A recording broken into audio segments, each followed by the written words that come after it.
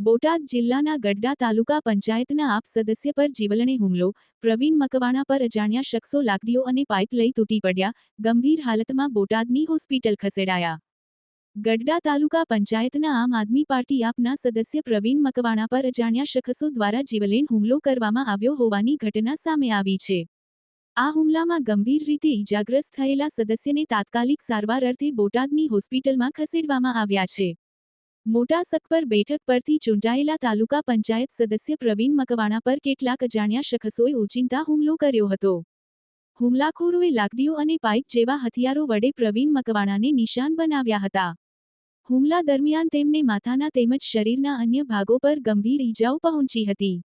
હુમલો કર્યા બાદ તમામ શખ્સો ઘટનાસ્થળેથી ફરાર થઈ ગયા હતા. પ્રાથમિક તબક્કે એવી આશંકા વ્યક્ત કરવામાં આવી રહી છે કે આ હુમલો અગાઉની ચૂંટણીની અદાવત અથવા રાજકીય ખાર રાખીને કરવામાં આવ્યો હોઈ શકે છે. જો કે હુમલાનું ચોક્કસ કારણ પોલીસ તપાસ બાદ જ સ્પષ્ટ થશે. ઘટનાની જાણ થતાં જ ગઢડા પોલીસનો કાફલો તાત્કાલિક હોસ્પિટલ દોડી ગયો હતો. પોલીસે ઈજાગ્રસ્ત સદસ્યનું નિવેદન લેવાની તજવીજ હાથ ધરી છે અને હુમલાખોરોને પકડવા માટે અલગ અલગ દિશામાં તપાસના ચક્રો ગતિમાન કર્યા છે. આ ઘટનાને પગલે સ્થાનિક રાજકારણમાં ગરમાવો વ્યાપી ગયો છે. વિપુલ લુહાર, ન્યૂઝ 14 બોટાદ.